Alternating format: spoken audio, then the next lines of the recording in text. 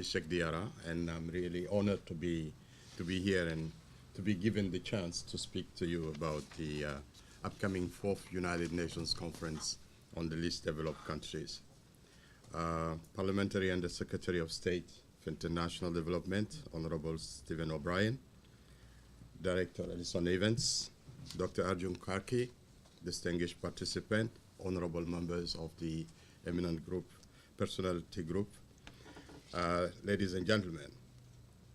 Let me begin by saying that I'm honored that Honorable O'Brien is able to join us today despite his busy schedule.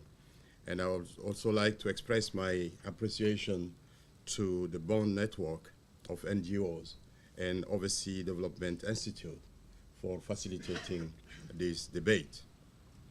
Today we are also fortunate to have, as I say, two eminent persons of the Secretary General of the United Nations to advocate on behalf of the group of the least developed countries, Sir Richard Joly and Mr. Luis Cascande. It is indeed an honor to welcome you to this event. Finally, I would like to say that I'm convinced that the discussions of today will make a significant contribution to the process of preparation for the fourth United Nations Conference that will take place in Istanbul, in Turkey, from the 9th to the 13th of May this year. Ladies and gentlemen, please allow me to briefly provide you a context. Some information have been already provided by Ms. Evans. The least developed countries is a UN-defined category of low-income countries, all of which face severe structural constraints to economic growth and to development. The group of 48, out of which 33 are in Africa, one is Haiti in the Western Hemisphere, and the remaining 14 are in Asia and the Pacific region. They represent the world's poorest and the weakest segment of the international community. They have low per capita income, poor human and development assets, and extreme vulnerability to both internal and external shocks. As a result, many of these countries rank among the lowest on the Human Development Index of the United Nations Development Program. The international community realized the need to support these countries and established 3 programs of action for the least developed countries since 1981 to mobilize the global support for their social economic development. The first and second conference, called LDC-1 and LDC-2, were held in Paris in 1981 and 1991, respectively. In May 2001, Brussels was the host of UN LDC-3, which adopted the Brussels Declaration and the Brussels Plan of Action for LDCs for the 10-year period from 2001 to 2010. All 3 programs of action have been implemented with the intention of evaluating, monitoring, and subsequently reversing the negative trends previously shown by the LDCs. Since the implementation of the Brussels Program of Action in 2001, economic and social development in the least developed countries have improved despite differences in progress among individual LDCs. During this period, the LDCs as a group grew by 6% per annum in terms of economic growth. The gross capital formation as a share of the gross domestic product increased also in most of the LDCs.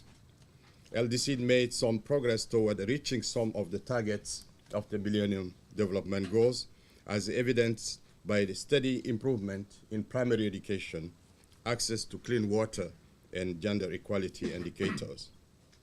Political reform also concerning democratization, transparency, and the judicial system transformation in the least developed countries have generally advanced over the past decade, and there has been some progress toward good governance, especially with respect to efforts to embed and institutionalize democratic governance in their own processes and with respect to empowerment of women. Over the last decade, Development partners also undertook effort to deliver on their commitment.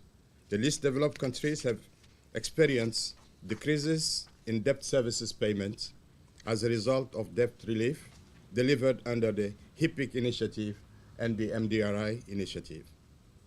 Official development assistance in volume increased significantly, though aid as a percentage of donors' gross income, national income to LDCs remain below the 0.15 to 0.20% target set by the Brussels Programme of Action. In the area of trade, least developed countries benefited from a number of preferential trading schemes, including duty-free, quota-free treatment, and improved their market access in the developed countries. However, their exports are hampered by market entry barrier, particularly by non-tariff and standard-related measures, apart from supply-side constraints that they face already. Foreign direct investment flows in the least developed countries increased also by record level. It went from $6 billion in 2000 to 33 billion in 2007. Over this reporting period, it was targeted mostly, however, to extractive industry. Ladies and gentlemen, chronic poverty, troubling maternal and child mortality rates, and the staggering unemployment figures are just some of the salient figures of the LDCs. Poverty in the LDCs is severe, persistent, and widespread. Around 53% of their population live in extreme poverty, and 78% on less than $2 a day. Equally, the demographic dynamics poses a serious threat to the least developed countries. At the present, this group of countries has a population of 880 million people. It is growing at a rate of 2.3%, nearly twice as fast as that of the rest of the developing world. A significant number of young people entering into labor market provides both a challenge and an opportunity for the least developed countries. The United Kingdom has and continues to play a leading role in the development of the least developed countries with its generous aid program, investment projects, and humanitarian efforts aimed at helping the most vulnerable progress towards sustainable development. This commitment is evidenced by the active engagement of the Department for International Development. In 2009, the UK contributed for 8.4 billion pounds in aid, 1.6 of which was directed to the least developed countries. I'm heartened to learn that earlier this month, following a review of UK bilateral and multilateral aid programs, the coalition government reached the decision to increase its aid budget to 0.7% of national income from 2013. What is particularly commendable about this decision is that Britain realized that despite the global financial stress we find ourselves in, now is not the time to retreat from commitment to the most needed, to the most in need. Indeed, the UK review of this aid budget calls for a tighter, more focused approach, an approach which Secretary of State Andrew Mitchell highlighted, I quote, should serve the world's poorest, end of quote. I should point out that all the priorities identified in the reviews undertaken are in fact the priorities of the least developed countries and also have been identified as areas as in need of additional attention such as education, infant and maternal health, greater access to safe drinking water, and improved sanitation. I would go so far as to say that if the UK is in search of partners to focus Britain aid, the group of the 48 least developed countries are prime candidate to that.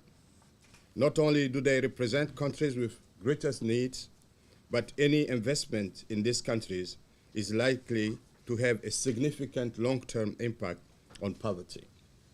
This is not only a goal of the United Kingdom and the United Nations, but also that of the least developed countries themselves.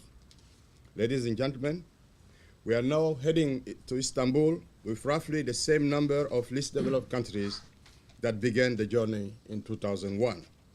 Only 3 countries, namely Botswana, Cape Verde, and recently Maldives, have since graduated from the group. Hence, it is important that a renewed commitment to the Partnership for LDCs and a result-oriented new program of action is needed at the end of Istanbul. Forging greater partnerships in fight against poverty is an essential premise of the upcoming 4th United Nations Conference on the least developed countries. Preparations for LDC4 are well underway and have been following a bottom-up approach starting from the country level. National consultations took place throughout 2009 and involved a broad spectrum of stakeholders, including civil society. Regional review meetings were held for Africa and Asian regions with the participation of LDCs and also their development partners, which came up with forward-looking outcomes. At the global level, my office, in close collaboration with other UN agencies and other international institutions, have organized a series of events on a variety of key thematic areas that are particularly important for the least developed countries. Besides the intergovernmental track, 3 other tracks, including parliamentarian, civil society, and the private sector, are also engaged in the preparatory process. We have been working on establishing solid institutional basis for these 3 tracks, which will remain involved even beyond the conference in the implementation of the new program of action. The Secretary General has also appointed a group of eminent persons to examine obstacles faced by the least developed countries, 2 of whom are here, and also to make an assessment of their economic progress, recommend new paradigm for structural transformation of the least developed countries, and make effort to raise public awareness and build strong political commitment in support of the least developed countries in the key areas of interest to them. All these initiatives will galvanize synergies in the preparatory process of the conference. At the global level, the intergovernmental dialogue and consultation already began. The first session of the PrepCom, that is the preparatory committee, was held in January in New York, where elements of a draft outcome document were identified. The second session of the preparatory committee would be held from the 4th to the 8th of April and will further develop the draft outcome document. Some of the priority areas that have been suggested in the current draft new program of action include addressing the key challenges as: 1, building productive capacity in agriculture, industry, and service sector and infrastructure. 2, promoting agriculture, food security, and rural development. 3, promoting commodity and trade, including market access, supply side capacity, and global and regional economic integration in commodity and food price stabilization. 4th, enhancing human and social development, gender equality, and empowerment of women. 5, building resilience to address crisis and other emerging challenges. 6, mobilizing financial resources for development and capacity building. 7, promoting good governance at national and international level, including human rights. And 8, adapting to climate change through adaptation and implementation of national adaptation plans of actions, resource mobilization, and transfer of adapted technology. Distinguished participant, as we embark on the new decade and a new era, where there is a clear recognition of the 48 LDCs with a large reservoir of natural resources and potential production and consumption locomotive capacities can contribute to the rejuvenation of the global economy and the realization of the promises of globalization. For that to happen, a special effort at international level would be critical. In conclusion, allow me to recognize the vital support that the UK is rendering to the least developed countries.